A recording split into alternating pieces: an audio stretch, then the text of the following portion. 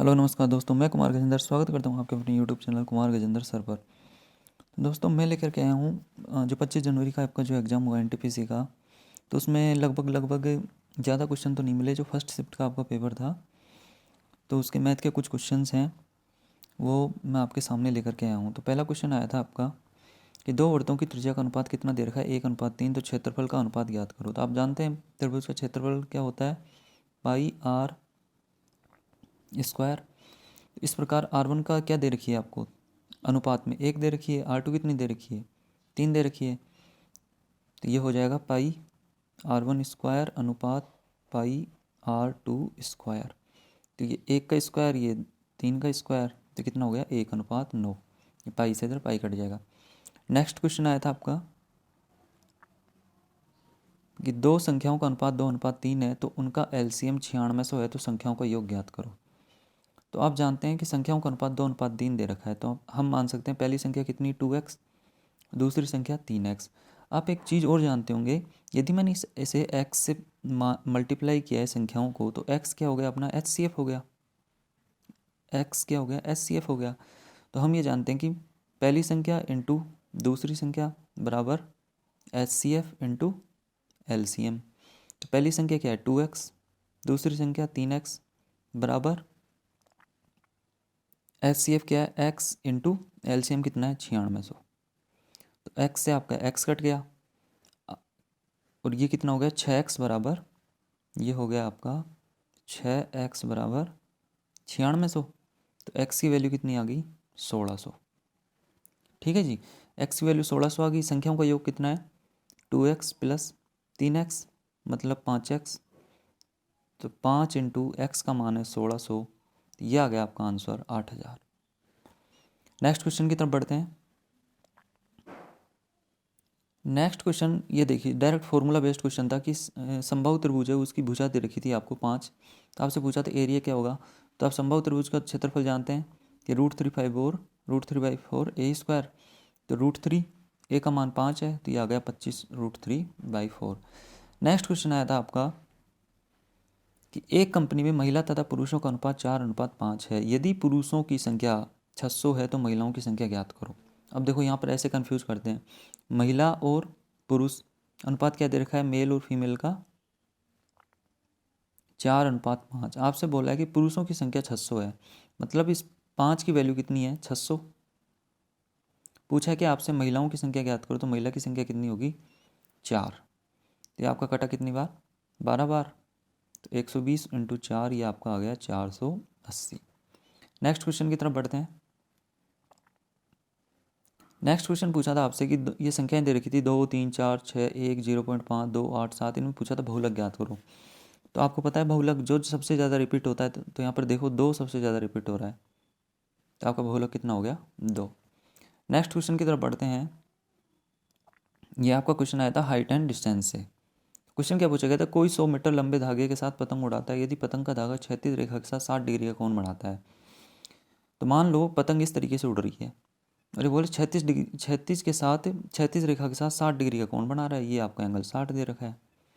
तो पूछ रहा है कि भूमि से पतंग की ऊंचाई ज्ञात करो। ये आपकी पतंग है तो इसकी ऊंचाई ये पूछिए आपसे, ये आपसे पूछिए। तो ये 60 है, ये परपेंडिकुलर होगा 90, और ये कितना हो गया 30।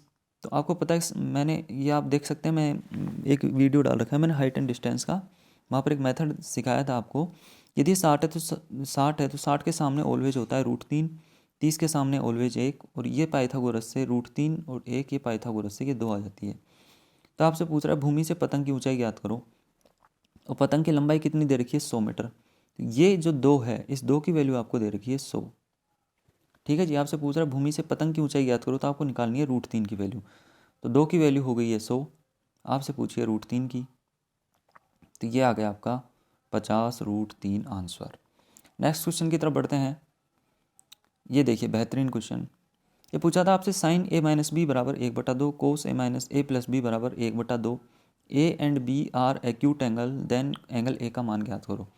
तो साइन a-b बराबर 1/2 है, तो हम ऐसे लिख सकते हैं कि साइन a-b बराबर 1/2 को क्या लिख सकते हैं साइन 30 डिग्री। नेक्स्ट दिया हुआ है कोस ए प्लस बी बराबर 1/2, तो यहाँ लिख सकते हैं कोस ए प्लस बी बराबर 1/2। कोस में कितने का मान होता है, कोस 60 डिग्री का। ठीक है जी, तो यहाँ साइन से ये साइन कट गया, यहाँ कोस से ये कोस कट गया, तो इक्वेशन क्या बच गई अपने पास, इक्वेशन बच गई कि a माइनस बी बराबर 30 और a प्लस बी बराबर 60। आपसे पूछा a का मान, इन दोनों को जोड़ दो, तो ये हो गया b से तो b कट गया, तो 2a बराबर 90, तो a बराबर कितना आ गया आपका 45 डिग्री, आपका आंसर आ गया। नेक्स्ट क्वेश्चन की तरफ बढ़ते हैं। क्वेश्चन में दिया है कि अंकित मूल्य पर 20% छूट देकर विक्रेता एक वस्तु को 1200 में बेचता है तो वस्तु का अंकित मूल्य ज्ञात करो। छूट कितनी दी, 20%। 20% की फ्रैक्शन क्या होगी, 1/5। ये देखिए 20% की फ्रैक्शन क्या होगी, 1/5। इसका मतलब क्या हुआ 1/5 का, यदि आपका MRP 5 है तो उस पर छूट कितनी दी है, 1 रुपये की। यदि आपकी MRP 5 है तो उस पर छूट कितने की दी है, 1 की। मतलब आपका SP कितना हो गया, 4। अब आपको ये क्या दे रखा है, 1200। ये 1200 किसका मान है, SP का, और वैसे SP का मान है कितना, 4। तो 4 की वैल्यू कितनी होगी, 1200। अब पूछा क्या है, वस्तु का अंकित मूल्य। अंकित मूल्य कितना है, 5, तो मल्टीप्लाई बाई 5, तो 4 × 12, 300 × 5, ये आपका आंसर आ गया 1500। नेक्स्ट क्वेश्चन की तरफ बढ़ते हैं।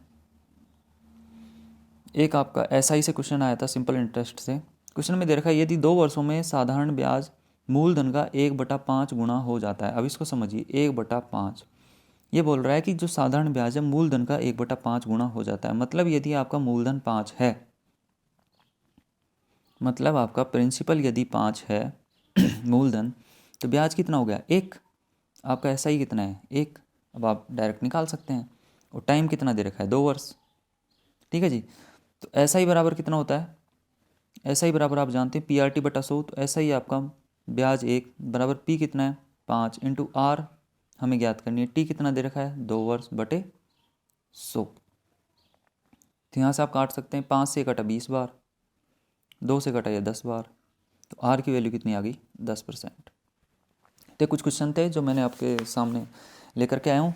यदि आपको वीडियो पसंद आया तो वीडियो को लाइक और शेयर कीजिए और चैनल को सब्सक्राइब कीजिए। और आप प्लेलिस्ट में जाकर के देख सकते हैं जितने भी आपकी GK होगी या NTPC में साइंस के क्वेश्चन आए हुए हैं, मैथ के क्वेश्चन, रीजनिंग के क्वेश्चन, वो मैंने सब यहाँ पर डाले हुए हैं। आप 1 बाय 1 करके सभी को देख सकते हैं। तो वीडियो देखने के लिए थैंक यू सो मच।